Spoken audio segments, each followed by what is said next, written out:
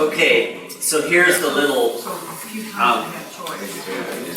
description in your the handouts about the topic this afternoon, which is Maya. Maya. So Maya and the nature of reality. As Discourses explain, if one wants to discover, actually I wrote this up particularly in connection with the Mariana 9-day program, and I noticed, as some of you studying the Discourses may have noticed too, that values and truth in values is a really central concern in many of the Discourses. It keeps coming up, even on topics on other things. Truth in values is a very major theme there. If one wants to discover truth in values, one needs to discriminate truth from falsehood. This brings us necessarily to the topic of Maya, the principle of ignorance, which causes one to take the real as false and the false as real. So these are some main topics. Philosophical backgrounds for the idea of Maya.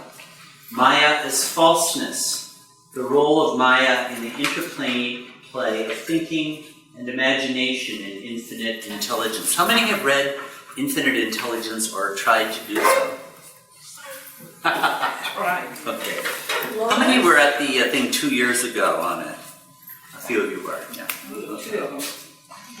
So we'll dip into it. We won't. You won't. You'll survive. Infinite intelligence can be forbidding. God and Maya, a close reading of the fourth discourse on Maya, and then false values and false beliefs, a close reading of the first three discourses on Maya. Close reading is, we'll just touch upon it. We don't have enough time to really go into all of this in depth. So this is a very important part of Meher Baba's philosophy. Maya plays an essential role in the greater picture. Now, I wanted to, let me see. I'm kind of bringing, for some of these seminars, I'm bringing in certain topics that may not be familiar to everybody, but this is why I'm doing that. I feel that Meher Baba's followers, as time goes on, our Baba culture, let's put it that way, is going to need to have a certain understanding of where Meher Baba's teachings fit in the greater scheme of things. You know, we're going to have to know that. Until now, it hasn't mattered very much because the world doesn't give a damn about Meher Baba. So what we think or don't think matters not at all to most people. But as soon as that starts to change, as soon as more people do become acquainted with Meher Baba, they'll start to ask questions, and it might cause a lot of confusion for many Baba lovers themselves. Like if somebody, like this morning, if Meher Baba was omniscient and all-knowing, why did he misspell words? Well, it's not a question people have asked very much yet, but it might shake some people, the faith of some people. You know, it really might. It's sort of a silly little question. I mean, I'll say right off the bat, there's a human man, Meher Baba, and there's God, Meher Baba. And he lived the life of a man with ordinary limitations and abilities, but it was God that was using all of that package. I mean, a response to this kind of question might go that kind of way. But in another sense, like Meher Baba's account of things, Meher Baba's explanation of things, how would we relate that? For example, here's Meher Baba said that he's the avatar of the age, and that previous avatars include Muhammad, Jesus, Buddha, Krishna, Ram, Zoroaster. Well, right off the bat, what if somebody says, how can he say that Muhammad was the avatar? Muhammad would never said that he was God in human form. To the contrary, it's the height of heresy to say such a thing within the context of Islam. What are we going to say? You know, now there are answers to that. There really are. But I feel that we're going to need to have a little bit of an idea of where we are in the greater environment. Anyway, this is sort of apologizing in advance for bringing up the topic of Vedanta right now. because that's where the idea of Maya comes from. I'm going to say a little bit about the relationship between Meher Baba's account and that in Advaita Vedanta. Are some of you familiar with Vedanta or know what Vedanta is? Should I write it? Let me write it on the board. It's if, in my opinion, the most important single affiliation of Meher Baba's philosophy, so to speak. I hate the word philosophy. We don't have a good word for it. I'm using the word darshana now sometimes. But the closest affiliation is with Advaita Vedanta. And Vedanta is the branch of Hinduism, you could say, that derives particularly from the Upanishads. And the central insight of Vedanta is that, to use the last line of the song we were just singing, nothing is real but God. That is to say, the soul and God are one and the same, right? Meher Baba put that as the drop is one with the ocean, right? You've encountered that, those of you who have read God Speaks. The one great philosophical stream in world civilization that has articulated that is Advaita Vedanta. And the word Advaita is actually Advait. And Dva is related to our English word to, T-W-O, which used to be said in my old field of specialization, Old English, toi, toi. Dua, toi, the same word, right? Not to. In other words, you and I and you, as Meher Baba said, I and you are not we, but one. There is only one. The soul and God are identical. That's the fundamental revolutionary insight of Advaita Vedanta. Okay, are you with me so far? I know we're getting, this is cultural history. And the first emergence of this came about, say, 700 to 500 BC in India, in the group of documents known as the Upanishads. And those are the end part of the Vedas, the last part of the Vedas. And Vedanta means end of the Vedas. So it's actually referring to the stream that came out of the Upanishads. Now, a little bit, again, in the way of talking about a broad setting for what Baba has taught us. Essentially, Meher Baba's philosophy, I'm using the word nowadays darshana, because the word philosophy is really, really wretched. And there's an Indian use of the word darshana as a worldview, if you're okay with my using that word. I hate the word Just philosophy. say worldview.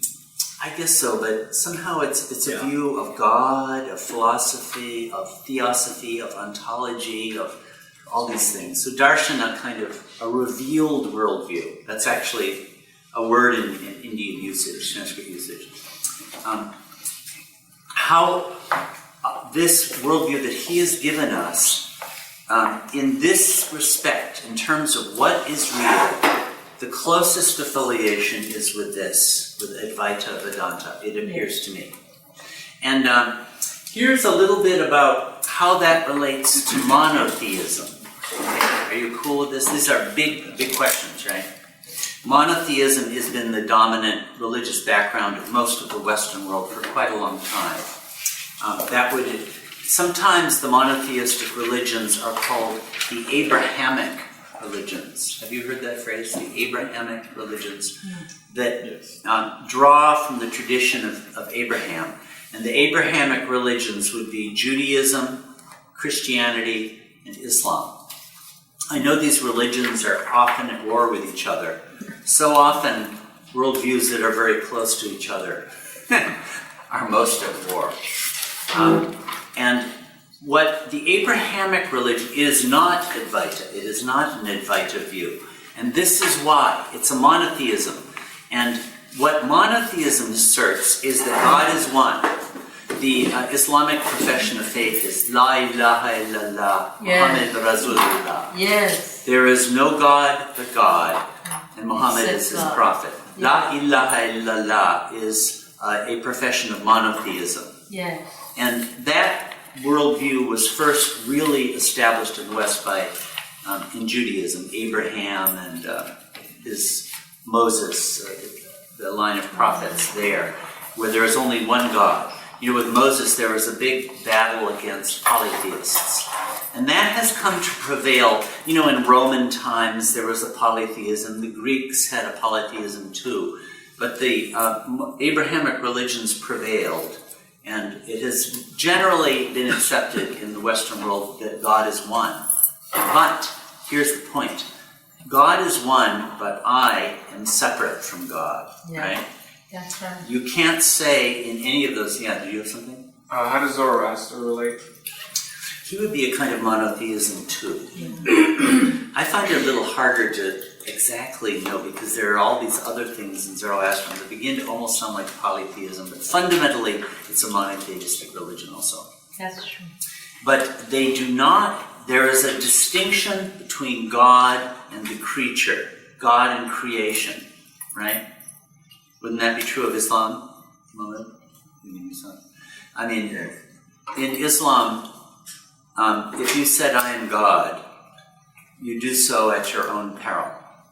A famous example of this is Al-Hallaj, Mansur Al-Hallaj, who said things like that and was crucified for it. He was a perfect They master. cut his head. They cut off his hands and his feet. Yeah. He was in the bad habit of saying Anal Haq, which means I am the truth or I am God, basically. So they cut off his hands and cut off his feet, and according to the account, his blood on the ground wrote Anal Haq. Also, Islandia was telling us, even then they throw it in the water. His ashes. Pieces of, yes. And then that rose up and said, I'm God. His ashes in the Tigris River spelled out the words Anal Haq. Yes. So you could, actually Hafiz, the day that he was God realized, wrote a ghazal. And it says something like this: my very blood on the ground would write, I am God, if I were crucified today like Mansur. Something like that. So he said that too. So in Christianity too, it's not permissible to say, I am God, in none of these religions.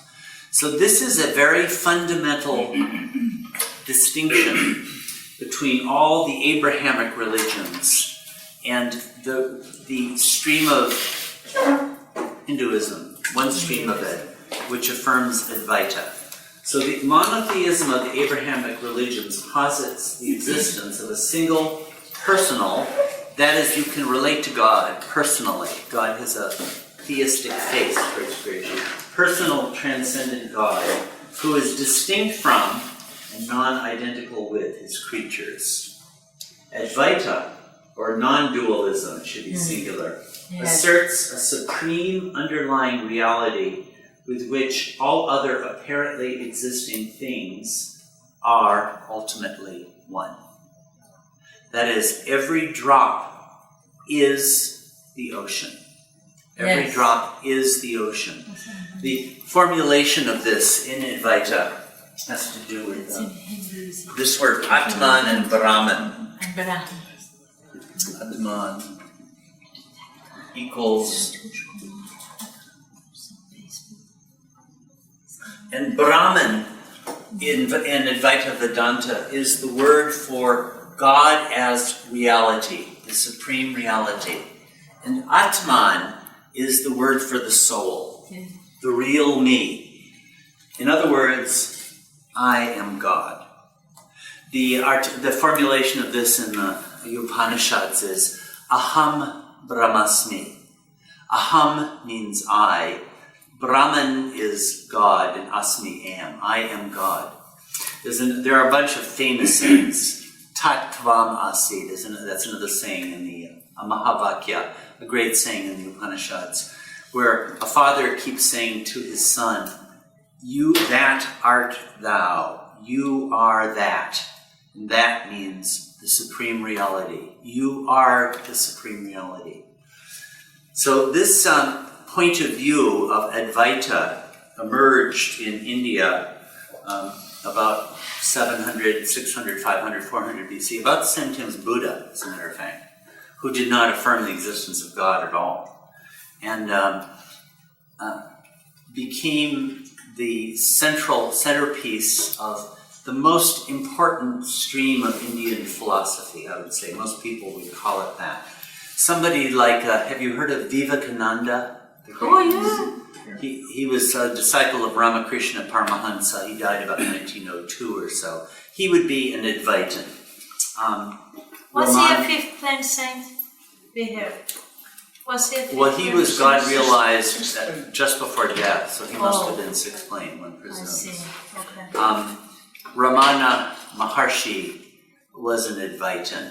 I would say the greatest of all the Advaitins was Shankaracharya, the great, about 7th century, who Baba said was a minor incarnation of the Avatar, actually. Fine. Now, here is part of, within India, this is all coming to Maya, of course, but within India there was a tension, actually even within Vedanta itself. You see, not all Vedanta is Advaita Vedanta. There are other schools that deny that the soul and God are one and the same. And one of the reasons for this is that there arose in religious culture all over the world, really starting with about the birth of Christ, but it spread in various religions. It arose an emphasis on love for God, and that idea was not really central before that. Like in the teachings of Buddha, he doesn't talk about love. I mean, I'm not saying love wasn't there. Of course, it really was there, but they didn't talk about it that way. With Buddha, it would be renunciation, detachment, annihilation of false self, annihilation of desire, things like that. But it emerged over the last 2 centuries where the primary path to God is through love. Christianity, it was there. In Islam, it arose. In Hinduism, it took over. In Buddhism, too. Buddhism, the most popular branches of Buddhism are basically bhakti, we call them in Hinduism. They're devotional love, like Amida Buddhism. Love for the Amida Buddha. And, if I want to love God, part of that is I want to be separate from God. Because if I'm not separate from God, how can I love Him, right? What do? Take a mirror and say, oh, how beautiful you are? Love. Separation and division seems to give scope for love. So even within Vedanta, some people rejected the idea of Advaita because they wanted scope for love for God. You see, it's a good reason, actually. And the monotheistic religions also are very good that way. I can love God, I can adore God, I want to be the slave to God, all this sort of thing. But if I am God, it's sort of like, it's a damper on it. So I don't knock the Abrahamic religions, and I don't knock monotheism.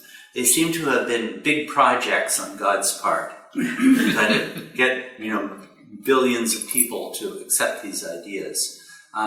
But in Meher Baba's teaching, in Meher Baba's darshana, to use that word, ultimately the truth is Advaita. God alone is real, and I am God. But for all practical purposes, I behave as though I am separate from God. Isn't that true? I mean, it's like suppose Baba gave me an order. How would it fly if I were to say, well, Baba, you're giving me this order and I accept that you're God, okay? Hey, but I'm God too, so as God, I don't feel like doing what you're telling me. It wouldn't go over very well. That's right. He knows the game really well, huh? Because even though I am God, that's not my experience. That's right. So the dualistic thing where you are God and I am not is actually an articulation of what my experience is.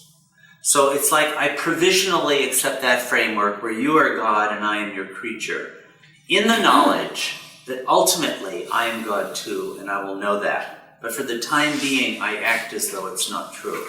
So Meher Baba actually has woven together both of these things. I hope this is sort of making sense. I'm trying to articulate a relationship between some of the great religions of the West. Makes total sense. Mm-hmm. Good, yeah.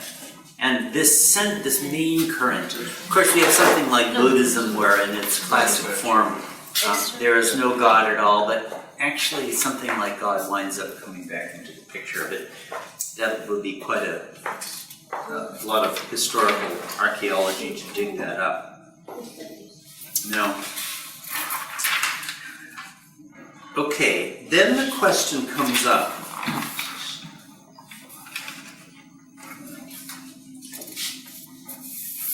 Ward, Yeah. these concepts have a lot to do also with the separation of good and evil. I don't know if you're getting to that, or if I don't want to digress too much from where They you're very going. much do. But seeing Satan, for example, as many people do, as separate from God. Right. And if you try to say, well, it's really all one, Yeah. that's a problem for some. Yeah. Well, like here's a problem that many people from monotheistic background would have with Advaita on the matter of good and evil. And that's our topic tomorrow afternoon, actually, good and evil. Okay. But if only God exists, and if God is the sole doer, then all evil is done by God, is it not? And that's hard for people to swallow. Yeah. So like in Islam and Christianity, Judaism, there's a real desire to exonerate God, to say that God is not responsible for the evil that is done in the world. And you understand why that would be so. So, but in Advaita, one has to acknowledge that God is everything, absolutely everything, and God does everything that is done by God, good and evil both. So there are a lot of, when the time comes that anyone is interested in Meher Baba, that's one of the things they'll throw at you. Oh, so Adolf Hitler, he was God, was he? So, it's not so easy to respond to this. So it's going to take some depth of understanding. Now, here are some other things about Vedanta that I think are very relevant to Meher Baba too. That we don't use these terms, but the fundamental truths are there. Vedanta articulates between three levels of reality. Maho was telling me before the session that some questions has arisen about reality, levels of reality. Well, in Shankara, the great minor incarnation of the Avatar about the 7th century, he explained all of this. Falling off the chair there. There's the reality with the capital R is God. Nothing is real but God. God alone is real. That is absolute reality. Right? It's the ocean. In the first chapter of God Speaks, for those of you who have read it or might remember it, Baba develops that analogy about the drop in the ocean. And you have an iota of ocean, but there's actually no distinction at all between that iota and the ocean as a whole. If you haven't separated it out, where is the difference? There's none. Each drop is ocean. So that's the ultimate reality, ultimately. So, but that is a reality, am I true? Correct me if it doesn't apply to you, but that we don't experience, right? If you did experience it, you'd be a majub, at least. You know what a majub is? A majub? God realized soul who doesn't have an office like a sadguru. Yeah. It is experiences I am God and is completely unconscious of the universe. Oblivious to the universe. It wouldn't see you. It's not, you would not exist to the majub. Okay. That's reality. The majub experiences reality. But most of us, like most people sitting here, this room is real, right?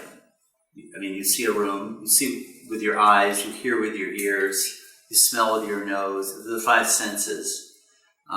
You see people, I see lights there, I see a projection here, I see tables, all this stuff.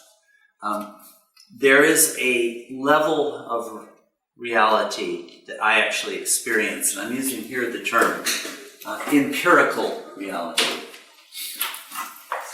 Empirical reality.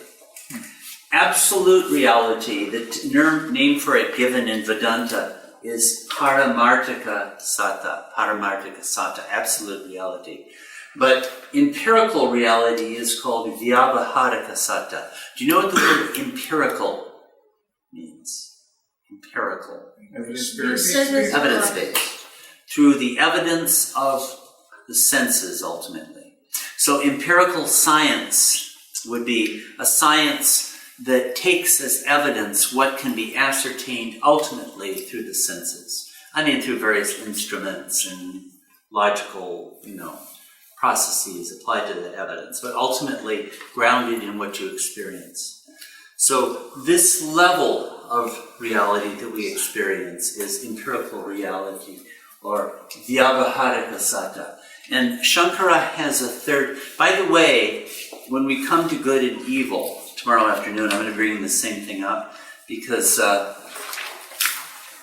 to anticipate, on the level of absolute truth, on paramartika sata, there is no such thing as good and evil. Why? Because nothing is but God. Yeah. There is no division at all. Yeah. The question cannot arise in reality.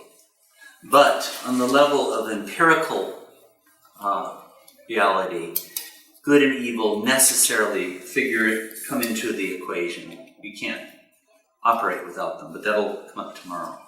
So empirical reality is this experienced world that we have. And the third level that Shankara talks about, I'm calling illusion, or pratibhasaka sata. Now, an example of that would be the famous example they always like to use in early Indian philosophy is, I'm a peasant, I'm coming out of my hut. It's about twilight, it's hard to see, and I step up and something. It's a snake coiled up. But it's actually not a snake. It's a coil of rope, right? But for a moment, I experienced it as a snake. So that's kind of like illusion, an illusion.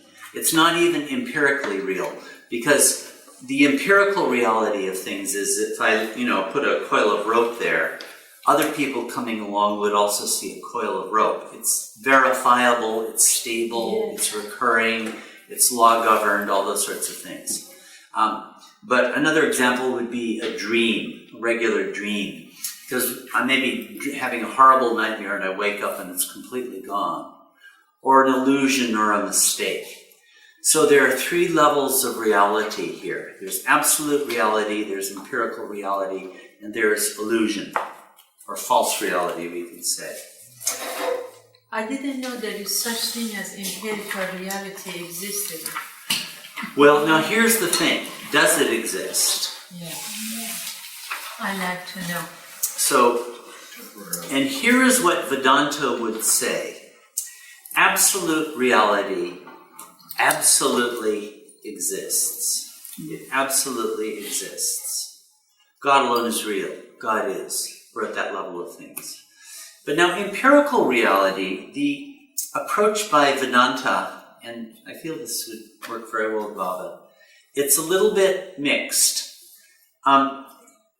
And I'd put it this way, it does exist, but it exists as God, you see. The problem is that I mistake it for being something which it is not. Oh. See, that's the thing. Because I recognize it through my senses. Sure, I look at Mary Kay and I think that's Mary Kay. It's not, it's God. So I'm mistaking what I see. So in this level, it's the mistake is in taking something to be what it is not. And to anticipate, that is Maya. See, that's where Maya jumps in. It actually does exist, but it's God. You see the point? You see the distinction? It actually upholds empirical reality in an important way. There is reality here, but I am misconstruing it. So what I need to do is see it truthfully, as it really and truly is. Without knowing, you're misconstrued. Yeah, I'm just automatically take it to be something which it is. See, Maya, this is where Maya jumps in. The underlying question, which I'm going to be trying to get to, is if God alone is real, then where the heck does this come from? Right? I mean, I believe that God alone is real, and yet the truth is, I have never seen God. I have never experienced God directly. Whereas this darned empirical reality I experience every waking moment of every day of my life. So how is it that I can say this is not real and that is real? Okay, I take it on faith because Meher Baba has said so. That's the fact.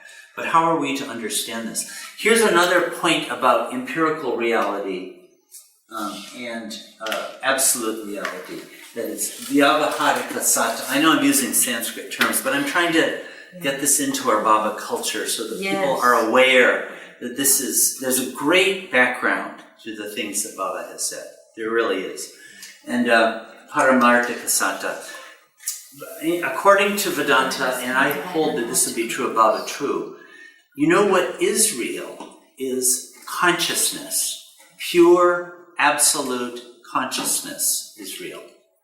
And in Vedanta, this is central. They say the self, the Atman, is consciousness. Now, I think about this frequently, but think about this for a second. I would say, if I were to ask, who am I? Good question to ask. God speaks, brings it up at the beginning. And I were to really, I've sort of dwelt on this meditation. You could try it if it interests you. Well, I could say, okay, I'm 63 years old. Okay. Hey, but a year ago I was 62 years old. And I kind of feel like I'm the same guy as that guy was. I'm in Los Angeles, but last week I was in San Francisco. I weigh however many pounds, and 40 years ago I weighed much less. I have white hair. I used to have brown hair. You know, there are some situations in which I think, I'm really pretty smart. But then when I'm with people much smarter than me, I think, God, I'm really stupid. Sometimes I'm sick. Sometimes I'm healthy. Sometimes, people really like me. And then I'm in other situations where people discover me to be the asshole who I am, and I think, nobody likes me. There is really nothing I can associate with myself that I can really believe in as real. It's all relative, it's all changing, it all is qualified. Wouldn't you say that is true? If you were to be ruthlessly honest about it? They're like, all right, my name is Ward, but I can fully well believe that 100 years ago my life was Sita, my name was Sita, or whatever the heck it was. I was somebody else. There's nothing there that is always true, that I can believe to be always true, except this. And when I remember myself at 6 years old, this is what I can say. Somebody was conscious, right? Like right now I'm looking out through these eyes, and somebody back there is conscious of this room, of these people, of this situation. And when I remember back when I was 6, I can remember the same thing. Somebody was there, somebody was conscious. So when Shankara says, self is consciousness, that's very believable to me. I hope this is sort of making sense. What does it mean, self is consciousness? The only thing I can really say that I am, the only thing that is always there is consciousness. Yes. Stuff flows through it. My consciousness identifies with the body, but when I drop my body, it won't. 100 years ago, I was probably in another body. I don't give two hoots about that body. Do you? No. You had probably had a body 1,000 years ago. Do you go around worrying about it? Whereas right now, if you've got cancer, no, you'd run to the doctor and we'd probably all fret and get upset. Do you worry about the state of your body 1,000 years ago? Nobody does. I am pure consciousness. Okay, that's what Vedanta says, actually. And So the difference is mistaking an experience for an identity. yeah, that's right. So I experience myself. I experience things all the time. The Right. mistake I make is thinking that's who I am. That's right. I identify with it. Yeah. And that's Maya. It's Maya that prompts That's that. the mistake. It's that error of saying I am this and I am It's that. not necessarily that this room isn't real. And Maybe what? there's wood there, there's a Sure. floor, there's other people, other bodies, there's Sure. tables. It's Right. the mistake of identifying with that and thinking that's who I am.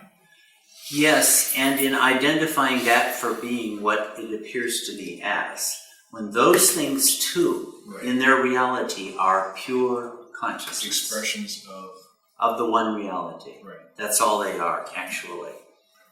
So what is real in this empirical sphere is the consciousness, the knowledge part of it. But psychologically speaking, we take our life experiences, whatever they were, Yeah, and every one of us has a different set. yeah, And we put it all together and we say, that's who I am. right. You We identify with it. identify with that as who we are. Mhm. But those experiences come and they go, Yeah. they change, they rise and they fall. Right. And the only thing that's consistent is Right, is the one who's experiencing it. that's right. Right? Yeah. The self, who is conscious, who is pure consciousness. All those things we experience are actually produced They're by, just experiences. yeah, by sanskaras and karma, and that whole Right. part of it comes into the picture there. Yeah. So the reality suffuses this empirical world. The reality makes it possible. So to say that this is completely illusory is not entirely true, because the reality is in it. The reality sustains it, it pervades it. But the error of taking it to be what it is not, that's what Maya produces. But So- Lord, why yeah. do they, there is that phrase in the beginning of God speaks, the dedication part, there's all comes, The illusion God- that sustains reality. Yes. yeah, instead of the other way around. Yeah, I better not try to Yeah, address let's that not now, go there. because that's a big topic. That's- It's a very that's- interesting thing. That Yeah. illusion. Now I here's just think reality wouldn't know what it was if it didn't have an illusion to compare itself to. right, so as a platform from which it can discover itself. Now here's another. Okay, so this is these levels of reality, and I think that this is very germane to Meher Baba's darshan or Meher Baba's philosophy. I'm just going to say these Sanskrit terms again. I know you probably won't remember them, but so that they start to enter into our Baba culture. Paramartika Sata is absolute reality, God, Brahman, I am God. Vyavaharika Sata is empirical reality, our experience as human beings, or if we are animals, as animals in the world. And Pratibhasika Sata is an actual illusion, a mistake, thinking that that's experiencing that as a mistake when it's actually a coil of rope. Experiencing a dream at night, when in fact, when I wake up the next instant, it's totally gone. A complete illusion. I could say a lot more about all of these things within this. But there's another, and I find these things in the discourses now. Baba actually referring to all this stuff. Here's another important Vedantic idea. So I'll just explain this quickly. And that is a theories of causation. Yeah. And there is a distinction, there are real disputes in India as to whether things change or not. And if a theory of real change, the name for this would be Parinamavada. That is to say, there is God is like a substance, and God transforms into something else. And the other contrasting view is Vivartavada, which says that there is no real change at all. Nothing changes. And it seems to me that Meher Baba's view is actually this one, that nothing changes. Because Baba said nothing happens, right? I don't know if you read some of those. Nothing ever happened. It's only apparent because it is all nothing. It is all nothing that we experience. But as I said, the reality pervades and is in the nothing. So these are some main ideas in Vedanta. Now, also, it was out of Vedanta that the idea of Maya really came. And it responds to this question. Yeah? Can you explain Vedanta and Danta again, the origin and Yeah, Vedanta, the Vedas are the earliest scriptures of Hinduism. And Vedanta means the end of the Vedas, like the culmination of the Vedas. And of the four major bodies of material encompassed in the Vedas, the last is called the Upanishads. Have you heard the Upanishads? The Upanishads. And it was out of the Upanishads that came the idea that Atman and Brahman are one. That is, the self and God are one and the same. So Vedanta is the school of philosophy that grew out of that and took that as it's particularly based on the Upanishads, on the identity of the Atman and the Brahman. Actually, there are three major foundations of Vedanta. One is the Upanishads. Another is a great text called the Brahma Sutras. And the third is the Bhagavad Gita, as a matter of fact, which is a spectacularly great work, in my opinion. Those three. So the Vedanta is responsive to this relationship between the Atman and Brahman. And Advaita Vedanta is the school that says that the soul and God are one and the same. This was one of the greatest revolutions, as far as we can ascertain, in the history of religious spiritual thought, this emergence of this idea. The non-duality between myself and God. And what it establishes and posits is that the goal of all spiritual endeavor is to arrive at the experience of myself as God. In Christianity and Islam, Judaism, that's impossible. The goal would be intimate proximity with God or love for God or heaven or something like that. There were a few who might have posited a union with God, but it was pretty tough to do it, just to come up front about that. Yeah. what time period would you say the Vedas kind of came into existence? Like the Rig Veda, I don't know what dates they're saying now, More but precisely what we're talking about. the Upanishads. The earliest Upanishads seem to have been about maybe 700 BC. And then there are a lot of Upanishads straggling on to, I don't know, maybe the 2nd century AD or something like that. But the really critical ones would be maybe 700 BC to 400 BC.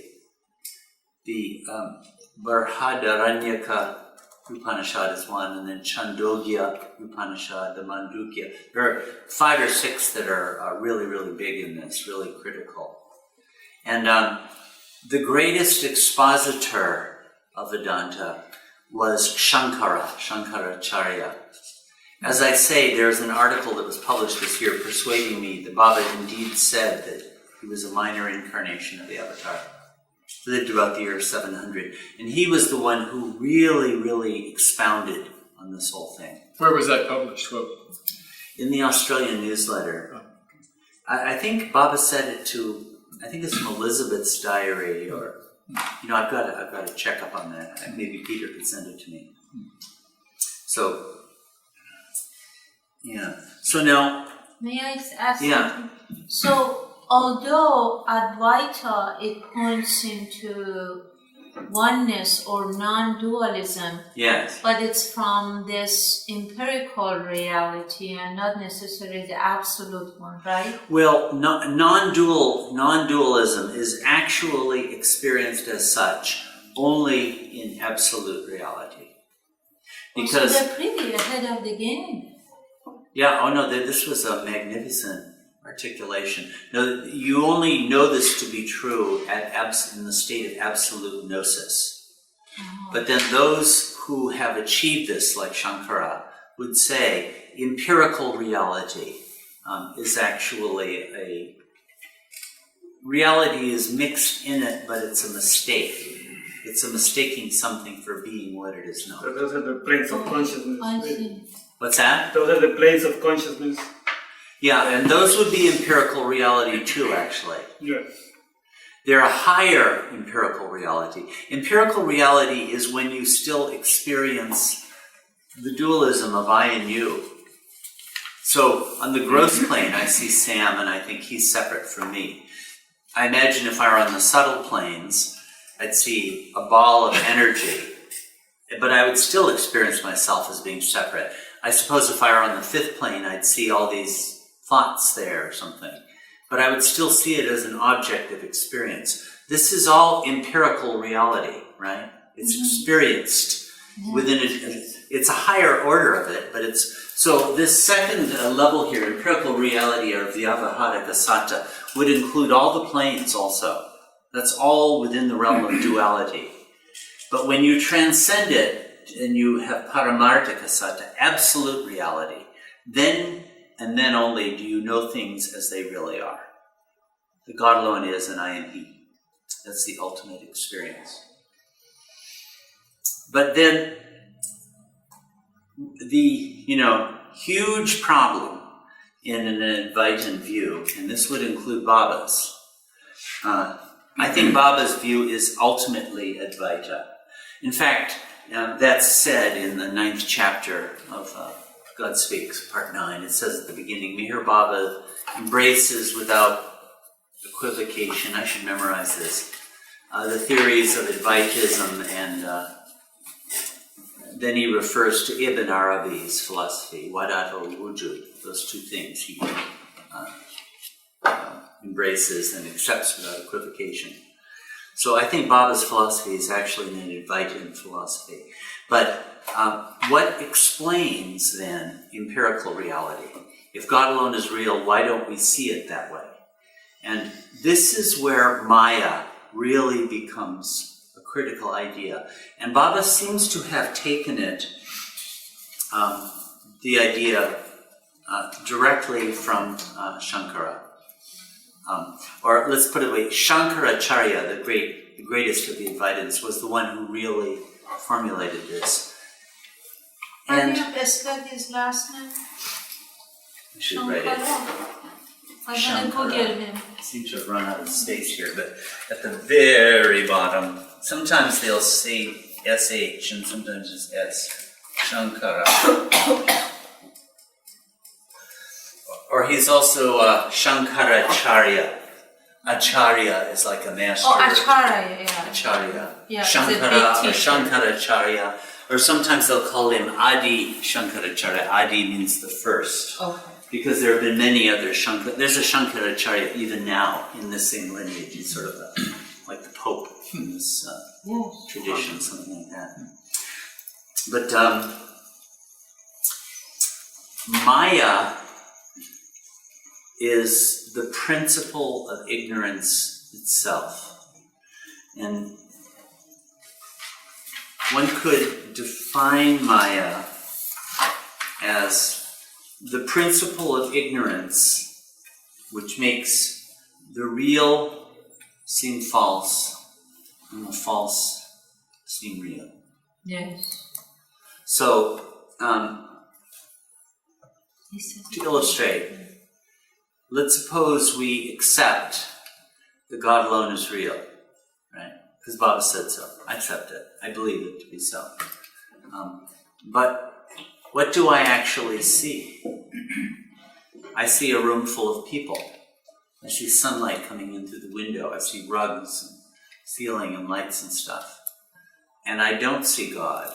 So I actually take this appearance, which is actually nothing at all. It's nothing, Baba said. It's the nothingness. I take it as the reality. Whereas God, I don't see at all.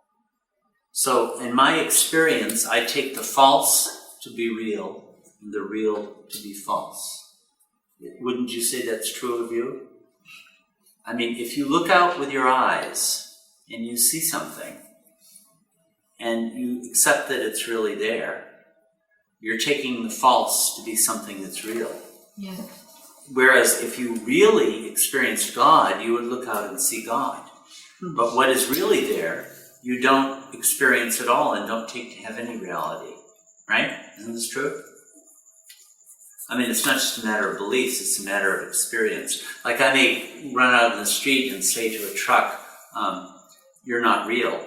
But as it gets close, I'll get scared, which will testify to the fact that I do believe this truck to be real. So that's Maya. Maya is that which makes the real to seem to be false and the false to seem to be real. That's the most rigorous definition of Maya. Now, Baba used Maya in,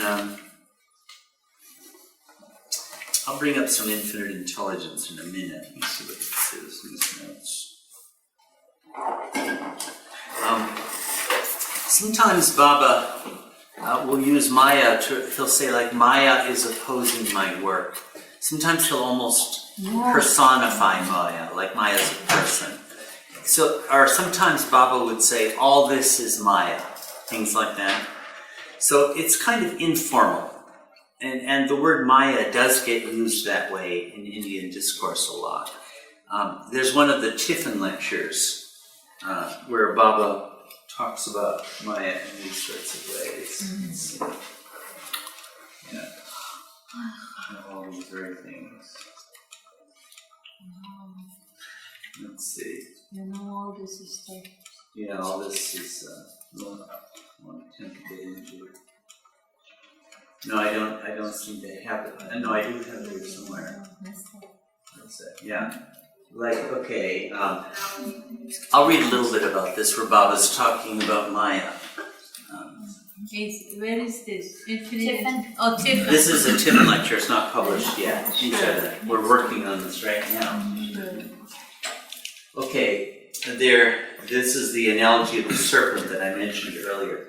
The serpent that Kirtan Kari Vakil Sahib, this is one of Baba's disciples who would give lectures to the kids on these topics.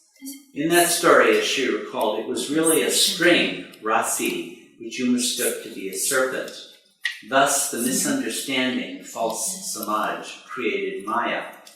Now here, Baba's talking about Maya in terms of reacting, false reactions to things that happen. Like if you get scared, then that's Maya. I don't think I'm going to try to explain this too much. It would be too much. But this is like false valuation. So sometimes Baba would use Maya in sort of limited, restricted ways. But ultimately, what Maya refers to is the falsehood of taking the what is not real to be real. You know, in infinite intelligence, this idea is explained a lot. And I'm going to allude to this again. Did any of you remember this from past years, this diagram? Mm-hmm. Yeah, I remember that. Thinking the imagination. Thinking the imagination. So let me try to explain this as a way of illustrating what Maya means. Okay. This, in infinite intelligence, is the axis of thinking. Or we could say the axis of reality. Or we could say the axis of pure consciousness. This is the everything. You see this circle here? That refers to the everything. And every drop is actually identical with the ocean of everything, right? Each drop is one with the ocean. This is the ocean of everything here. And you see here the little blue drop in the center? That means this is a drop. So every soul is actually identical with that ocean. Now what this is imagination, the pure imagination. And imagination is actually nothing. It's absolutely nothing. It does not exist at all. But what happens at the beginning of creation is this, you see this little X here, what that means is it's a point of nothing in the ocean of the everything. You know, a point has no dimensions at all. It doesn't have any breadth, width, depth. It actually, a point in geometry does not exist, in fact. That's what imagination is. It really does not exist. And the nothing really and truly is nothing. It really and truly doesn't exist. But what happens at the moment of creation, this is all coming to Maya, right? The role that Maya plays. At the moment of creation, this point of nothing is expanded into the universe, the gross and subtle. Baba didn't talk about the mental universe here, just subtle means subtle and mental. The entire universe is projected as the imagination, right? But it's nothing. It's not there at all. It doesn't exist. Even when created, it has no existence whatsoever. Whereas this ocean, when it becomes a drop, really does exist. It really is the ocean, but it's making the mistake of thinking it's separate from the ocean. Okay, here's where Maya comes into the picture. When this, okay, let's say this little drop is one of us here. You look out at this imagination. Okay, this room that we see here is this. I mean, it's actually the entire universe, but this is the little part of it we see. Okay, you look at it and say, you are real. That's where ignorance comes into play. The actual projection of this point of nothing into the universe, which Ishwar does. Ishwar creates the infinite universe. That's actually not false. The reason it's not false is that it doesn't exist at all.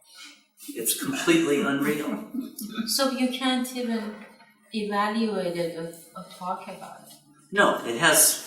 Non-existent. It's completely non-existent. Where does falseness come into the story? Falseness comes into the story when you believe in it. Yeah. That's what's false. See? So actually, I mean, this is actually an important point. Maya is what causes the drop to look out at the nothing and say, you are real. That's right. That's what Maya does. The actual creation of the universe is not the work of Maya, because it was never created at all. So when Baba says, nothing ever happened, it seems to me what he's referring to is this whole imagination does not exist. It never did, never will. Nothing ever happened. Right? You see the point I'm making? Yes, Margaret? Say that again. Maya is what causes the drop to look out at the universe and to attribute reality to it. Actually, to be more rigorous about it, what happens is I identify with my body, and through my body, I experience my environment. And I think I am the body and the environment is the object of my experience. That's a fuller statement of the whole thing. And it's Maya that causes me to identify with the body and to see my environment or the universe as external to myself. Whereas I'm not my body at all. And this external environment does not exist at all as such. That's what Maya does. But then I made myself available to Maya because I identify myself to that nothingness. Mm-hmm. Yeah, we become slaves of Maya. I don't think we have it here. Maybe I should pull it up. But anyway, I think this might be enough. So anyway, are you following this? Yes. what Maya is. Yeah, So, Ward, when the universe was created, nothing happened. yeah, that's right. The bottom line. Yeah, and Infinite Intelligence is the book that really explains that. Thus, actually the aspect of God that creates the universe is Ishwar. And Ishwar is not false. The activity of Ishwar is not false. Ishwar is not bound by falseness at all. Why? Because it never happened. It's completely unreal. It's only when Jivatmas own it, buy into it, identify with it. That's where falseness, that's where ignorance. And a word for ignorance that comes up in Buddhism and Vedanta is avidya, ignorance. Mm-hmm. Where you take what is not real to be real. That's the work of Maya. That's what Maya does. Yeah. Two things come to mind. One is, sometime in the last 5 or 10 years, I heard from someone that Baba had said at one point. A little louder. Sometime in the last 5 or 10 years, someone told me that Baba had said that the Maya is not the universe, but Maya is the force that makes us think that the universe is real. Yeah. Bring him some. Mm-hmm. And the other thing that I remember is that one time Baba was crying. Someone found him crying. Do you know this story? I'm sure you can tell it better than I. One of the Mongols found him crying and asked what was wrong. And Baba said, it's just that Maya is trying so hard right now to stop me. Yes. From what I'm trying to do. Yes. And as I was listening to you talk, I was thinking, then what force? It is an illusion, but what force? Or as if it isn't just my own foolishness, which I suspect it to be, that causes me to be tricked by illusion. But as if there is some force there that even he had to be so hard to overcome. Yeah.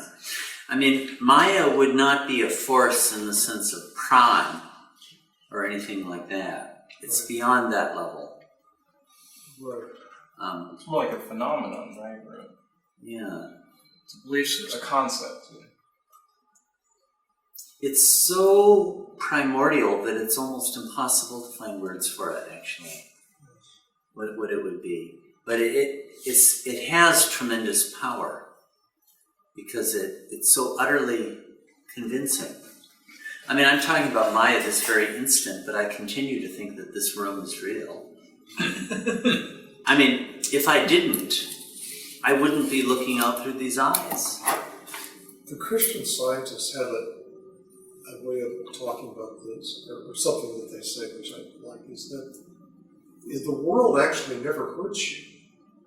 It always tricks you into hurting yourself. And I've thought back in my life and said, oh, no, that's not true. There was that, oh yeah, I did react. Oh yeah, I did. Oh. And I've checked it, and in my experience, it seems to be true. Yeah. At least for me, as far as I go, the lesson for me to be learned is that I've been tricked again and again. It tricks you into what? I didn't hear. Into reacting. That it is your reaction. As if you see a light go off and suddenly you hit the brakes and go to a power slide, go off the road just because but it's your reaction.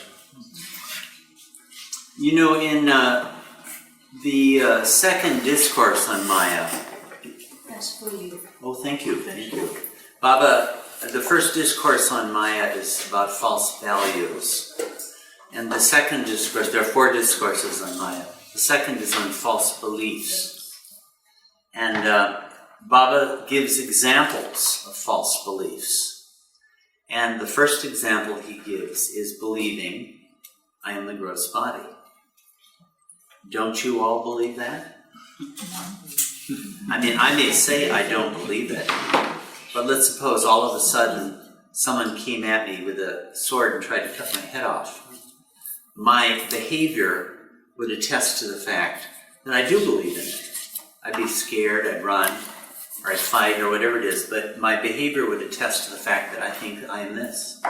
But when you do transcend that, Baba said, that's Maya, false beliefs. But when you transcend that, lo and behold, you believe that you're the subtle body. Now, I guess, apparently, that belief is every bit as compelling as the gross version of it is too. But when you transcend that false belief, darned it all, if you don't believe that you're the mind. And that's the hardest to overcome of any of them, because the annihilation of the mind is the core of what I take myself to be. I'm already a prisoner of Maya when I hold the belief that I'm the body, any one of these bodies. As soon as you bought into that, you're going to buy into the rest of it. Baba said about a lot of these false beliefs produced by Maya is that they seem to be completely self-evident, and they're wholly persuasive.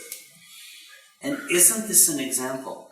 I mean, like, let's suppose somebody took a big brick and slammed on my toe. It would hurt. Well, that's because I take myself to be my body, right? Whereas, if somebody took that very same, big brick and slammed on the toe of the skeleton that used to be me 1,000 years ago, I could not care less. Go ahead. It's not me. But at one time, I took that to be me. Now I take this to be me. 1,000 years from now, somebody can go slam this toe and I won't care. This Maya is so absolutely compelling that we can talk about it, but it doesn't even touch its effectiveness. It's that force. We're talking about a force. The force of ignorance is absolutely compelling. But if any of us doubt that Baba is telling the truth when he talks about this, well, I suppose when we die, we'll find out. We'll see that body lying there, and I thought I was that. I'm not. I'm still here. I'm the subtle body. That's true. I wasn't the gross body, I'm the subtle body. This is what Maya does. It takes what is not real, my body, to be reality.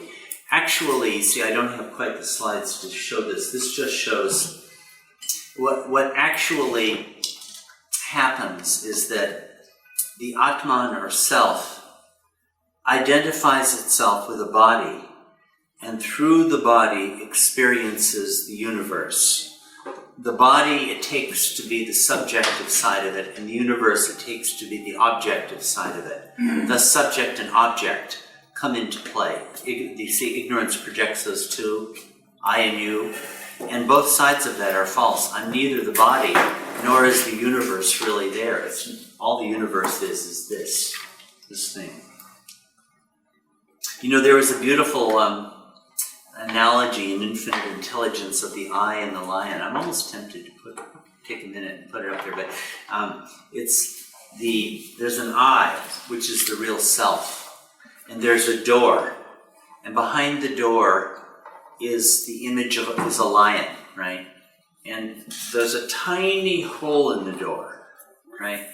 And through the tiny hole, it sees just a hair on the head of the lion. That is like stone consciousness. The lion is the imagination. It's not there at all. And the whole is the body. Because the body is so small, it can only experience a tiny part of the imagination. But in the human form, the door is wide open and you can see the entire lion with the whole thing. That's human form. And it's completely ignorant, because the truth is the lion is imagination and the lion does not exist. You have to stop believing in the lion altogether. And you have to stop buying into this myopic thing, to the appearance. And once again, the appearance, the creation of the universe is not false. It never happened. It's believing in it that's false. It's taking it to be real. It's owning it. That's what's false. So that's a big insight of infinite intelligence. What do you think, Carol? Oh, right on. Right, okay, good. Well, let's take a little bit of a look at the discourse, the fourth discourse on Maya. Because that's Fourth discourse? the fourth discourse on Maya. There are 4 of them. Let's see. Oh. What do I have here?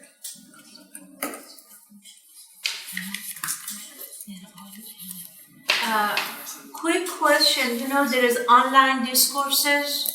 Yeah. I go there oftentimes, search for keyword. Is that revised 6th edition or is it 6th edition? I know it's not 7th. I think the 7th is online, and I think No, the it's Oh, the is it 6th. 7th? No, it's the 6th. It's the regular 6th, The regular not the revised 6th. 6th. and the Not the se- It's the revised original one. 6th. Original 6, Yeah. Sufi did. Yeah. Okay. yeah, the se- Yeah, because I wanted to know. I think the 7th is there too, Really? Yeah, I do. and the Because 5-volume set as the third thing. Yeah, but there is But the something book called called discourses.com. If you Yeah. go there and as a keyword search, and you can bring any discourses. I wanted to know what version is that. This says it's It's the 6. 6th. It's 3 volumes. Yeah. Yeah. Oh, yeah, you're right. He's right. Is that around 6 now? I got it. Yeah. Well, I'd like to read out some of this on what Baba has to say about Maya. Now, this is really a magnificent discourse, and I've come to appreciate it more and more as I've come to understand the backgrounds to it further. Someone want to read out this first paragraph? A reader? Elaine? Mark, Okay, why don't we have Elaine and then Margaret if you want to do the next one. God is infinite by being above the limiting opposites. I'm sorry. God is infinite by being above the limiting opposites of duality. He is above the limited aspects of good and bad, small and great, right and wrong, virtue and evil, happiness and misery. Therefore, he is infinite.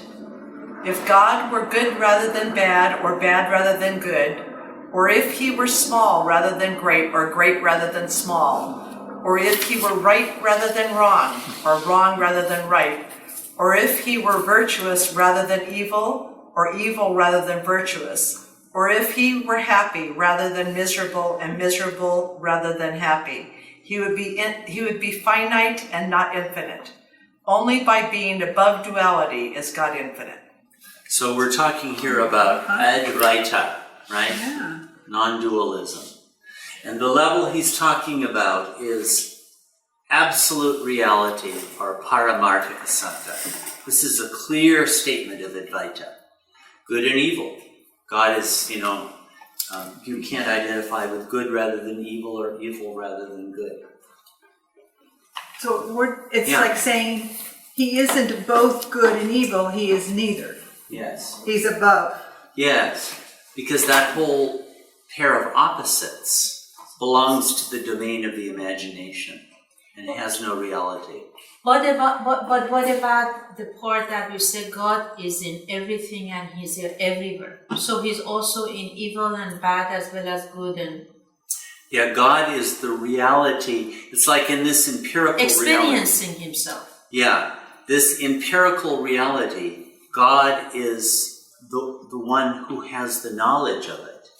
If I experience it, the knowledge is real. Yes. But what I am knowing, what I am experiencing, is purely imaginary. Okay. I got Does it. you see the difference there? Yes. But the actual knowledge is real. So the This knowledge is actually a really important point. So your experience is the reality. The problem is what you're experiencing. You're experiencing the imagination, which is wholly illusory. But your experience is real. Or the core of it, your consciousness is real. You see, God is so immediate to us that we can't comprehend how close and how real God is. God is so obvious that we can't see it. God is more present to this moment of experience than I am to my own self. That's the problem. We can't get that close to ourselves.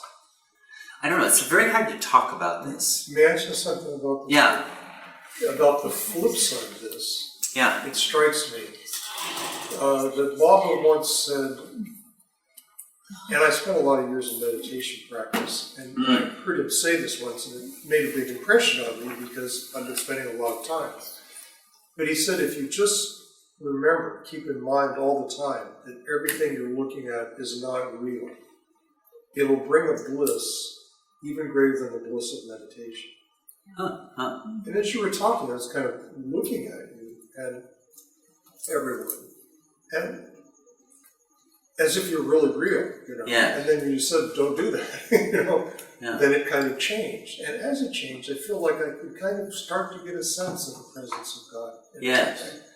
And I'm thinking that's the reality of the experience that he's helping us toward. The presence of God and the immediacy of God. Yes. Yeah, that's really right. When I was working on the editing of Infinite Intelligence, I would work with Merwa and Jeswal at Mirzad, and as I would drive back to Mehrabad in the evening, I don't know, it really hit me. This thing would hit me. And it was something that was very hard to put into words, but the best would be this. It's what we're talking about. It's not that this world that I see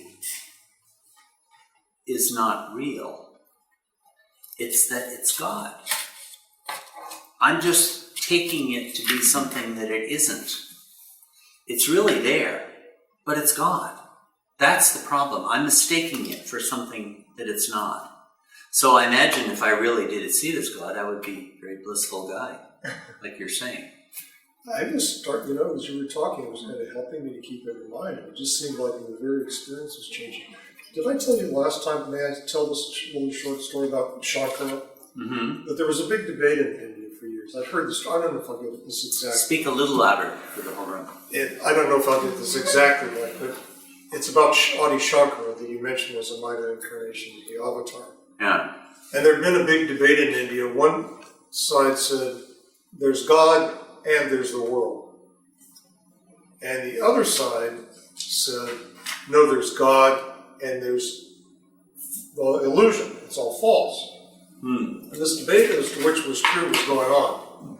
And into it, the debate one day walked a 9-year-old boy. It was Adi Shankara. And he said, that which appears to be God is God. And that which appears to be the world is also God. And it ended 1,000 years of debate on a 9-year-old boy. Yeah. And I didn't know until you talked last week and I heard you that was Bob in a minor incarnation. That would be infinite intelligence. What's That's that? why he said it's infinite intelligence. Yeah. You've been reading some of Infinite Intelligence. Yeah. Infinite Intelligence is all in all. That's all that is there, is infinite intelligence itself. Yeah, to me, like if I say, okay, I'm gonna explain that, I would say the fear is Maya. Or it's a manifestation of Maya. Yeah. It is. Because There are places where Baba would say things like, if you react to something out of fear, that is Maya. Simply to see something is not Maya, but to react out of fear is more Maya. you transcend That's kind of fear. like a different usage of Maya, actually, than this most deep-rooted form of Maya. There are several different meanings to the word Maya that he would use. To react to something out of fear, out of hatred, out of greed, out of lust, out of anger, out of any of those things, would be acceding to false values, which Maya creates. By the way, these discourses, the first is on false values, the second is on false beliefs, the third is escaping from Maya, and the fourth is this one, which really examines ultimately what is Maya. So we're going to get to, in these further paragraphs to that. Margaret, did you want to read? Sure. The next paragraph here, I'll have to flip us over in a minute. Okay. Whatever is infinite must transcend duality. It cannot be one part of duality. That which is truly infinite cannot be the dual part of the finite. If the finite is regarded as existing side by side with if the infinite is regarded as existing side by side with the finite, it is no longer infinite, for it then becomes the second part of duality. God, who is infinite, cannot descend into duality, so the apparent existence of duality as infinite God and the finite world is illusory. God alone is real. He is infinite, one without a second. The existence of the finite is only apparent. It is false. It is not real. So now, we were talking before about monotheism and the dualism there between God and creation, right? This really rebuts that. The creation cannot really exist, because then we would have a duality of an infinite God and a finite creation existing side by side. But then the infinite would not really be infinite. This is almost like a mathematical proof of Advaita. The very idea of infinity precludes the possibility of a really existing creation. I mentioned earlier, I just keep going back to these things, Vivartavada, unreal manifestation. You see, there's no reality to what manifests to our eyes. It's completely apparent, but not real at all. It's completely imaginary. You see, that's what he's saying here, actually. Do you follow that? Mm-hmm. If the infinite exists, the finite cannot exist in reality. Anyone want to take us further? Yeah. All right. How does the false world of finite things come into existence? Why does it exist? It is created by Maya, or the principle of ignorance. Maya is not illusion. It is the creator of illusion. Maya is not false. It is that which gives false impressions. Maya is not unreal. It is that which makes the real appear unreal and the unreal appear real. Maya is not duality. It is that which causes duality. I mean, what a magnificence. Very interesting. Isn't it? You see, this is a magnificent statement. If you want a single paragraph that best explains it. What Maya is. And this might be the most useful. Maya is not unreal. It is that which makes the real appear unreal and the unreal appear real. Yeah. I think that supports what you were saying earlier, how our experience is real. Yes. Because of this right here. Yeah. Our experience is real, but it's what we impute our reality to. You know, it's like when you look out and you think the imagination in infinite intelligence terms. I look at the imaginary universe and I say it is real. Actually, I am attributing to the universe a reality that belongs to me. I am real. I'm the real one in this picture, and I'm attributing reality to something that has none of it. Or like my body, somebody, punches me in the nose and it hurts, okay? Well, I am attributing to the body a reality that belongs to me as pure consciousness, and that's Maya. That's actually Maya. When somebody punches me in the nose and it hurts, I am exhibiting my bondage to Maya by the fact that I believe that it hurts. There's a place in the second discourse of Maya, I'd love it if we had time to read it, it would take another whole session, but Baba says, when you think that you are miserable, you're mistaken. You're not. The soul never suffers. Isn't that funny? Oh, it is true. It's a mistake, actually. You're not miserable at all. Your mind is miserable, but you're not your mind. It's rather funny to read it, actually. It's actually a mistake. By taking my mind to be real when my mind is not real. Yeah. What I'm actually, you talk about this in your write-up, what actually is really amazed me in this is that Baba calls Maya the creator.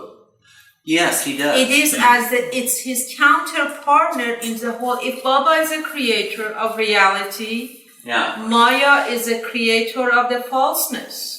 It is created by Maya, or the principle of ignorance. Yes, Maya is not illusion, it is the creator of illusion. Yeah. You see, when Baba, we heard he was dropping his body, you know, he had all those spasms, and then he would say, Maya is resisting me. Right. Maya is resisting me. So creator, as Baba, Maya was resisting him, another creator of falseness. It makes a total sense of Baba's perceiving. going to go on. And actually, it's not the universe that Maya has caused. Maya is not actually exhibited through the creation and manifestation of the universe. Where Maya comes into play is me believing in it. That's what's false. That's what's false. So am I creating the Maya, or Maya is creating that falseness in my consciousness? Maya is what causes you to believe what is not real to be real. Okay. That's what Maya does. So what? Maya is pure ignorance. Because this universe never existed at all. Okay. You have to read Infinite Intelligence to get a fuller So Maya would be grasp. like nothingness. It's Nothing would be nothing. attributing reality to nothingness. Yeah. Yes. The nothingness is nothing. It never was there, isn't there, and never will Then be you there. transcend Maya, then you transcend nothingness, and you become everything, and you experience reality according to the Yeah, infinite when you intelligence. finally overcome it, you experience the reality as reality. Then you experience the real as real, and you have transcended Maya. But what Baba, used up all my board space, so I'll start erasing. Oh, I'll do it on this side. I wrote my outline, but I'll just annihilate my outline.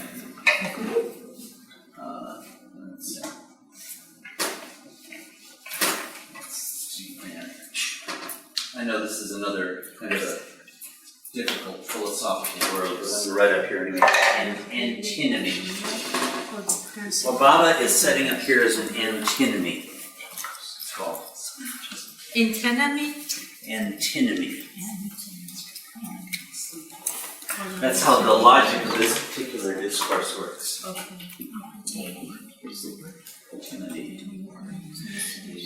I don't suppose any of you have ever read Immanuel Kant.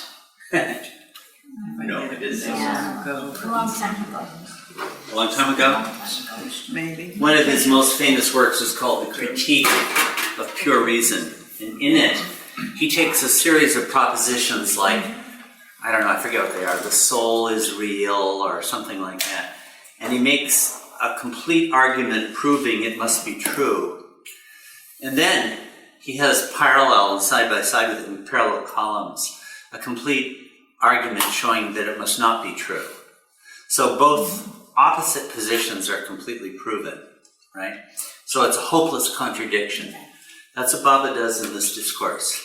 I can't think of another discourse where Baba does this. He's going to prove, well, you'll see, that Maya must be real. How can Maya be real? We've just seen it's impossible for there to be two infinites. But he's starting to set up here Maya as, you know, the cause, the creator, and all of this. Okay. Did you want to read Sam? Sure. For the purposes of intellectual explanation, Maya must be looked upon as being infinite. Okay, just stopping right there. Yeah. What's the problem? Intellectual explanation. Huh? Intellectual explanation. Right. But I'm going to tell you Maya is real. How is that a problem in terms of what we read earlier in this discourse? Maya is the thing that makes it seem real. Maya is making itself seem real. Maya is infinite. Who else is infinite? God. We have two infinites. Baba has just explained to us, you can't have two infinites, right? So hasn't Baba contradicted himself here?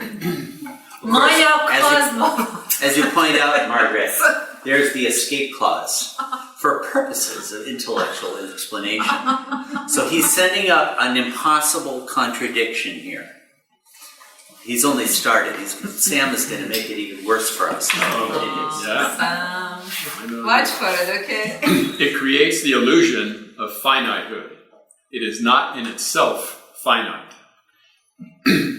All the illusions which are created by Maya are finite, and the entire universe of duality, which appears to exist due to Maya, is also finite. The universe may seem to contain innumerable things, but that does not make it infinite. Stars may be countless, there are a huge number, but the total collection of stars is nevertheless finite. Space and time might seem to be infinitely divisible, but they are nevertheless finite. Everything which is finite and limited belongs to the world of illusion, but the principle which causes this illusion of finite things must, in a sense, be regarded as not being an illusion. So you see, he's making the argument that Maya cannot be an illusion. Because if it's the source of illusions, it can't be an illusion itself. See, this is compounding the problem, because the only thing that isn't an illusion is God. So it's sounding like Maya is God, doesn't it? No. There are paragraphs on time and space, which, though interesting, I'd rather, this paragraph is about how Maya is not limited by space. And then my God, they're not even limited by space or time. And then it's not limited by time. He makes those cases. Time comes into existence because of Maya and disappears when Maya disappears. God is a timeless reality. And the realization of God and the disappearance of Maya is a timeless act. Maya is in no way limited by time. Maya isn't limited by space. Maya is starting to sound like God, isn't it? Tricky one, huh? Okay, well, let's read this next one. Do we have a reader for this one? I can read. Okay. Nor can Maya be considered to be finite for any other reasons. For if it were finite, it would be an illusion. And being an illusion, it would not have any potency to create other illusions. Right, you get the logic he's using here. Yeah. The source of all illusions cannot be an illusion because an illusion would not have that kind of potency over other illusions. Yes. Okay. For the purposes of intellectual explanation, Maya is best regarded as being both real and infinite, in the same way that God is usually regarded as being both real and infinite. You see, here you've got the stark contradiction brought up there. I think this is really wonderful. We're having fun. This is the logic of the antinomy. He's created two this must be true, and that must be true, and they completely contradict each other. If you meditate on this, you should reach Monotheism in about, I think you're right. 24 hours. I actually believe that these things are really good in crushing the mind. Okay. Anyone want to take this? Anybody wants to continue? Among all possible intellectual explanations, the explanation that Maya, like God, is both real and infinite is most acceptable to the intellect of man. Nevertheless, Maya cannot be ultimately true. Wherever there is duality, there is finitehood on both sides. The one thing limits the other. There cannot be two real infinites. So Baba is returning here to the point that he made at the very beginning. This cannot be ultimately true.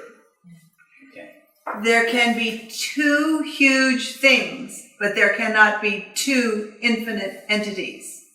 If we have the duality of God and Maya, and if both are regarded as coordinate existence, then the infinite reality of God is considered as the second part of a duality. Therefore, the intellectual explanation that Maya is real does not have the stamp of final knowledge, though it is the most plausible explanation. You know, this is the greatest way of putting things. It doesn't have the stamp of final knowledge.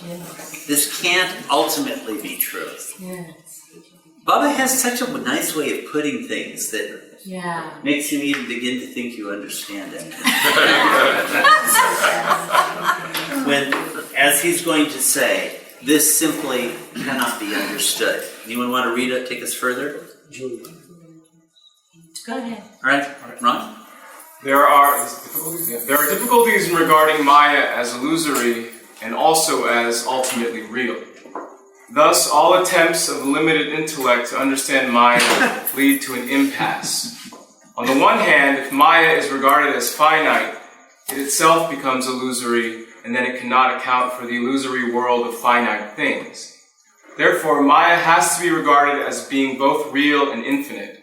On the other hand, if Maya is regarded as being ultimately real, Expand this.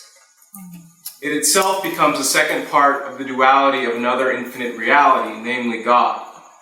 From this point of view, therefore, Maya actually seems to become finite and therefore unreal.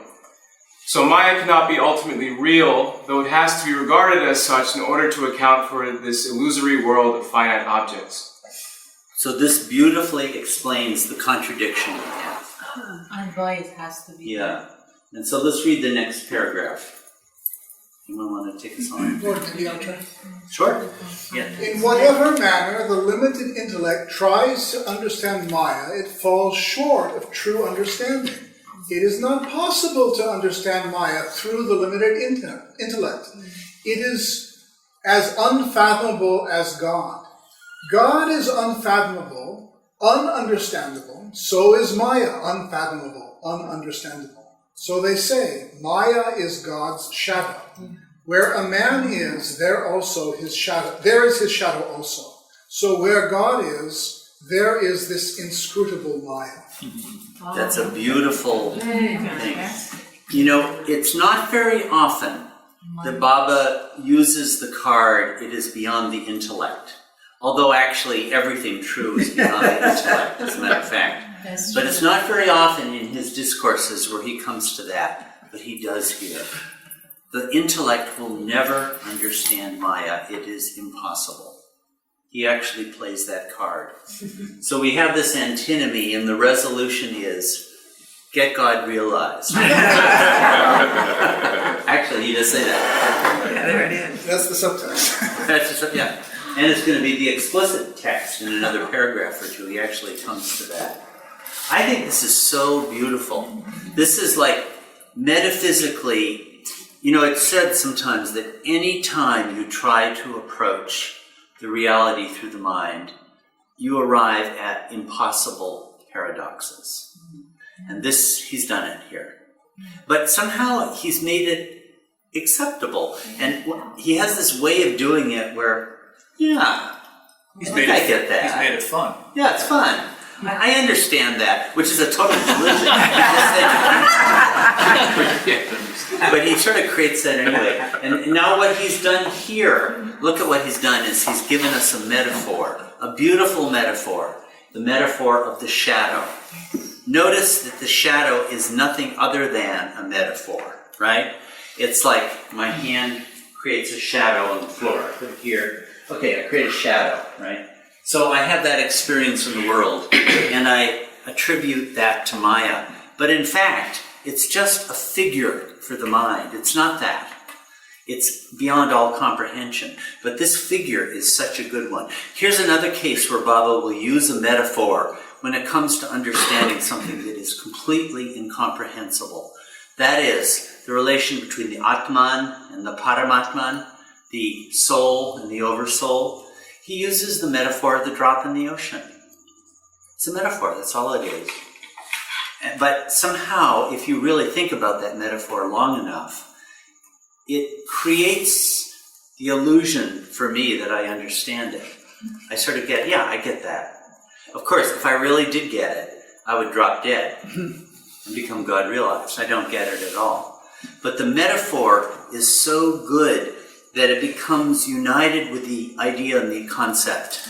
That too, I've studied metaphors a lot as a professor of literature, and the sign of a stunningly successful metaphor is that it is so good that your understanding of the concept is inseparable from the metaphor, actually. The drop in the ocean would be one of those.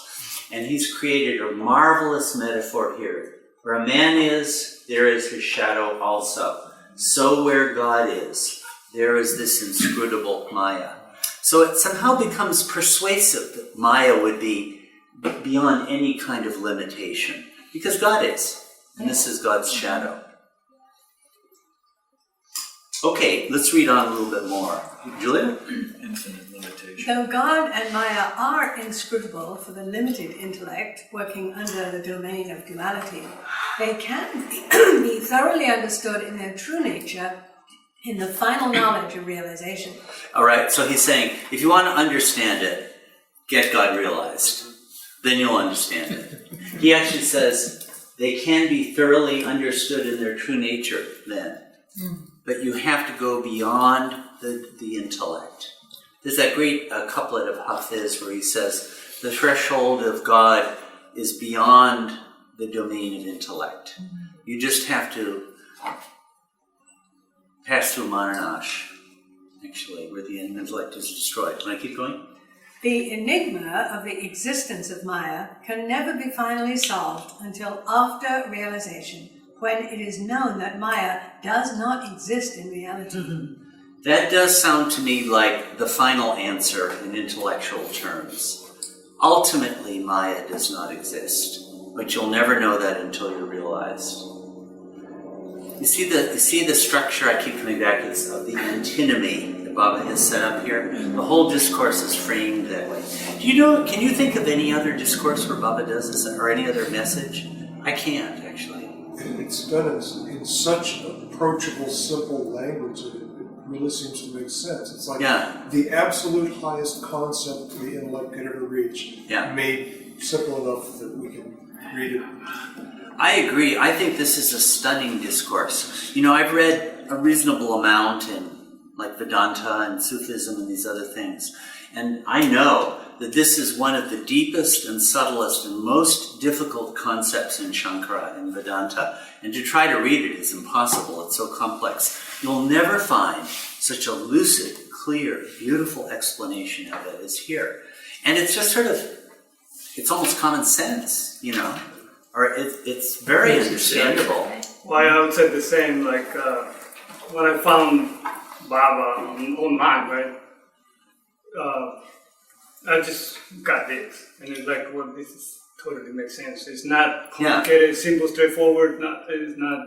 It's metaphysical, but it's because I have read metaphysical things. But this is metaphysical, but it makes sense. Yeah, it does. So to me, it makes totally sense. Simple. It's nothing complicated about it to me. I know it seems so simple and so clear, and yet having read a lot of this, this, Bhaja is just like a infinite expressions of like nothingness, like infinite expressions, like projections and impressions, and you're just experiencing that because you're not realized. So you're just constantly experiencing those manifestations and expressions through everything, and that's what we experience until we become realized. Then we'll understand all that we're experiencing in this life. Right? Actually, this does call upon us to have faith, actually.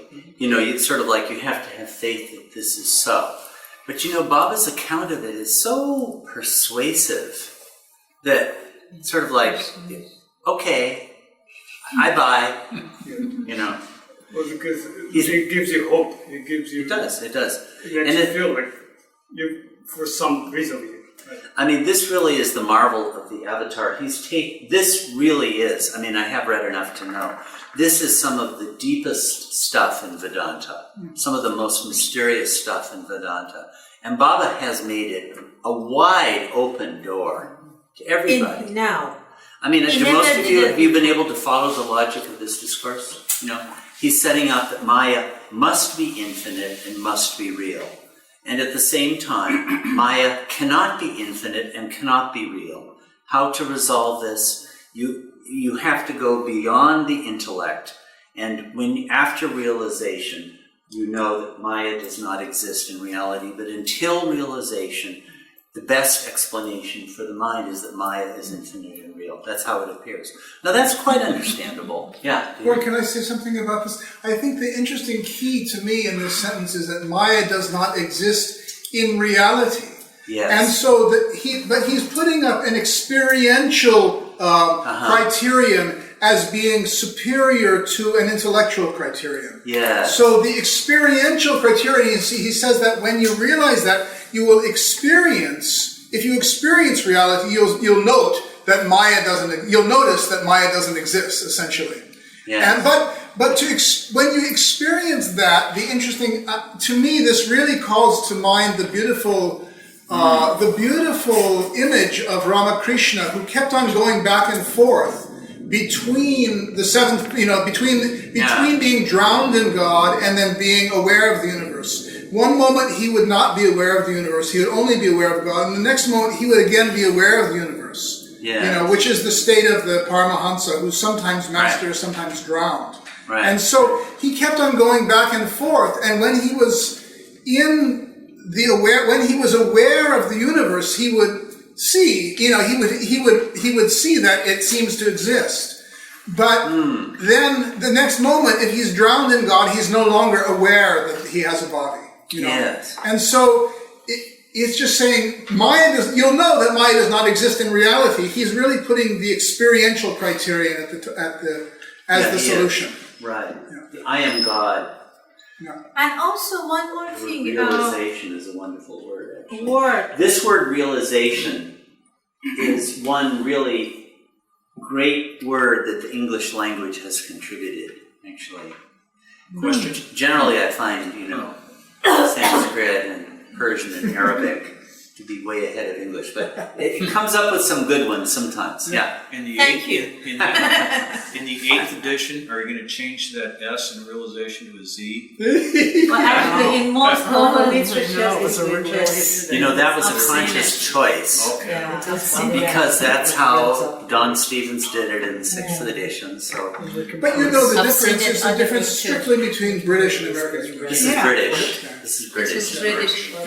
No, it's a good question. I did all these. I said, whenever possible, whatever Don chose, leave it. Yeah. But Ward, is interesting that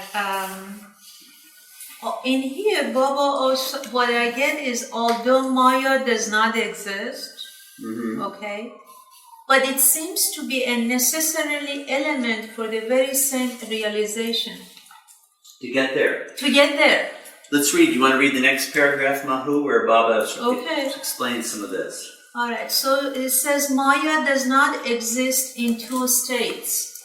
In the original unconscious state of reality, there is no Maya, and in the self-conscious or super-conscious state of God, also there is no Maya. It exists only in God's consciousness of the phenomenal world of duality. By the way, phenomenal world, this would be another way of saying the empirical reality. You know what a phenomenon is? A phenomenon is something that you experience. It's an object of experience. That's actually what it means. Oh, really? So, what a phenomenon. But actually, anything you experience is a phenomenon. So the phenomenal world is the world it's the empirical world, the world that you experience, the meeting of the senses. So this is referring to this level of Vyavaharika Satta. I keep bringing this up because I think it's really, I'd like to coordinate some of these things. Okay, it exists only in God's consciousness of the phenomenal world of duality, i.e. Such as when there is consciousness. For example, when there is consciousness of the gross world, or consciousness of the subtle world, or consciousness of the mental world.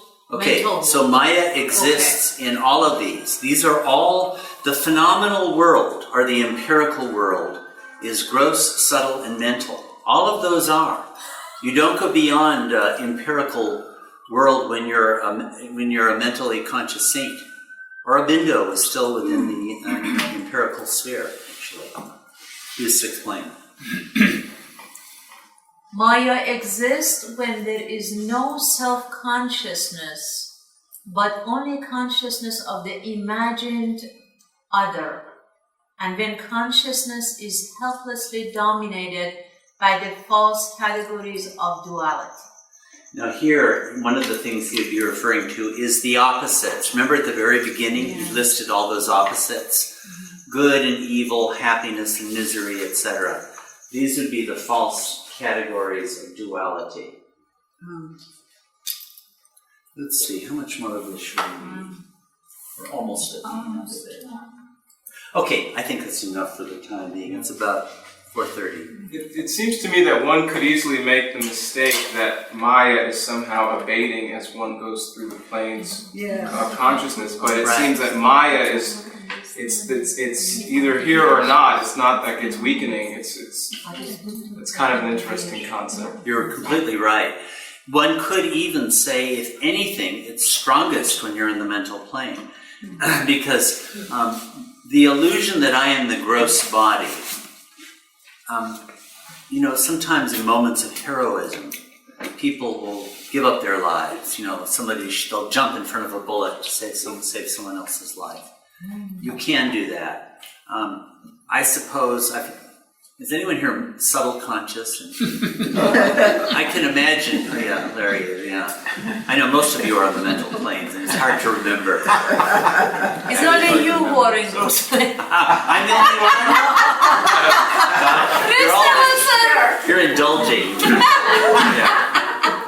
But on the mental plane, you take yourself, I'm just trying to imagine, but it almost seems like I can get this. You identify yourself with your mind, and the idea of the annihilation of the mind is like, oh no, impossible, that's me. That's the very root of who I am. So I think when you're probably on the 5th or 6th plane, Baba is terrifying. He's going to annihilate you. You're done for. It's like not just physical death, something incomparably worse. So, there's one, I have to remember, look it up in Wayfarers. There's one of the musts, he's 6th plane, and Kaka was supposed to take care of him. And in the middle of the night, Kaka woke up and noticed something, and there was this must, and he was up walking for the door, and Kaka went behind him, and the must was a bit irritated. And then he went out and went to the bathroom and came back in, and the must said, "You're very thorough, Kaka." And what Kaka understood was that he wanted to head down the road and be away and escape from this monster, Baba. Because I would imagine for a 6th plane saint, he's adorable, he's ultimately lovable, and he's horrible. He's going to destroy me. The root core me. So that's Maya would be most forceful to enter in a way. Actually Maya, there's no more or less really. It's just sort of, is there or not? Right. Ultimately, there's no thing. Yeah, because that illusion, as long as you take the false to be real and the real to be false, you are a slave to Maya. And when it ends, period. That instant, the annihilation of mind, it's all through. Now it's 25:05, so maybe we should just close here. I'm just going to spend 2 minutes and say the first 3 discourses on Maya are well worth reading too. And the first of them is about false values. I just went to this because it's the ultimate metaphysical statement about the standing of Maya. Yes. But false values is beautiful. And then false beliefs, and then he talks about escaping from the illusions of Maya and how to do it. These are, I was preparing for Marana where we went over all of this. We spent more time on it in here. And I must have read these discourses, 20 times just preparing for that. And when I would be reading it the 20th time, I would start in and I would think, have I ever read this before? It was like brand new. And I'd just been reading it the night before. And these discourses are they're very simple and commonsensical, and they are so profound because they arise from the unfathomable depth of truth. No one like Deshmukh could have written these. He might have been, as he said, the hand that wrote, or Eric said, I was the hand that wrote. You know, when on the 10th, the chapter 9 of God Speaks, the 10 States of God, I think it was Gary Kleiner who was asking him about how he wrote that or something. And Eric said, oh, I didn't write that. And Gary brought him the darn book and opened it up. The 10 States of God by Eric Jesawala. He didn't even know. And Eric said, well, mine was the hand that wrote, you know. What did you say? Mine was the hand that wrote. Oh, okay. In other words, I didn't write it. I say the same is true of Dr. referred to this morning. Yeah. No Dr. Deshmukh could have written this. This is coming from the unfathomable transcendental gnosis of God in human form. Avatar Meher Baba. Ki Jai.